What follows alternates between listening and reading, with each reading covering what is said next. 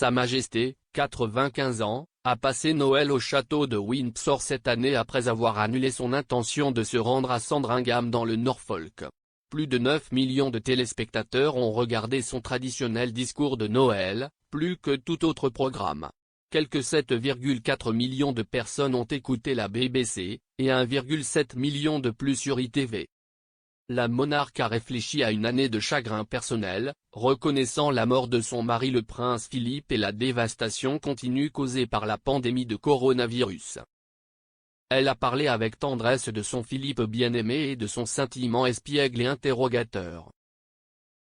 Elle a également discuté du prince Charles, de Camilla, du prince William et de Kate, duchesse de Cambridge. Au cours des années précédentes, Sa Majesté a passé la saison des fêtes dans le domaine familial de Sandringham. Elle y voyageait traditionnellement quelques jours avant Noël, ayant accueilli ses enfants, petits-enfants et arrière-petits-enfants pour un énorme déjeuner de fête au palais de Buckingham les jours précédents. À leur arrivée à Sandringham, les célébrations festives ont commencé la veille de Noël avec l'ouverture des cadeaux dans le Red Drawing Room à 18 h, conformément à l'héritage allemand de la famille.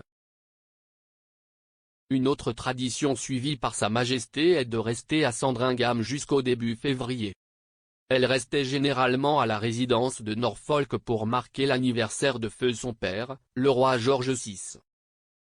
Il est décédé le 6 février 1952.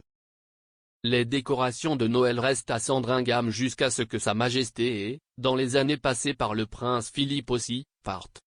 George VI est tombé malade après le stress de la Seconde Guerre mondiale, avec un tabagisme important et le développement ultérieur d'un cancer et d'autres maladies ne faisant qu'aggraver sa santé.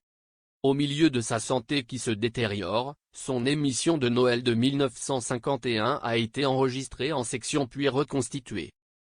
Il est décédé dans les 6 semaines, étant décédé dans son sommeil d'une thrombose coronarienne le matin du 6 février. Il n'avait que 56 ans, tandis que sa fille aînée n'avait que 25. Ce jour-là, il y a près de 70 ans, Elisabeth et Philippe étaient au Kenya pour une tournée royale. Ils l'ont découvert et sont immédiatement rentrés chez eux.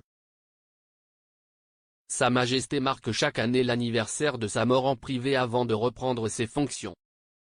Moins d'un mois après la mort de George VI, la reine a écrit une lettre émouvante à Sir Eric Mieville, qui avait été secrétaire privé adjoint de son père avant de déménager en Inde pour aider à la période menant à l'indépendance du pays. La lettre, signée Elisabeth R., sa nouvelle signature en tant que reine, disait « Tout semble encore si incroyable que mon père ne soit plus là et ce n'est qu'après un certain temps que l'on commence à réaliser à quel point il nous manque. » Sa Majesté a dit qu'elle était reconnaissante qu'il soit mort dans son sommeil, et a révélé que Philippe et Charles, 3 à l'époque, et Anne, 1, l'aidaient à faire son deuil. Elle a ajouté « Ma mère et ma sœur ont été merveilleuses, car elles ont tellement perdu, j'ai ma propre famille pour m'aider. » La reine entretenait une relation remarquablement étroite avec son père et il a un jour décrit sa fille aînée comme sa fierté, tandis que sa plus jeune fille Margaret était sa joie.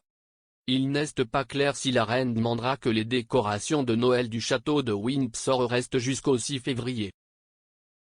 Le château de Windsor et le palais de Buckingham sont traditionnellement ornés d'énormes arbres de Noël de 20 pieds et de guirlandes lumineuses, tandis que les décorations de Sandringham sont un peu plus sobres.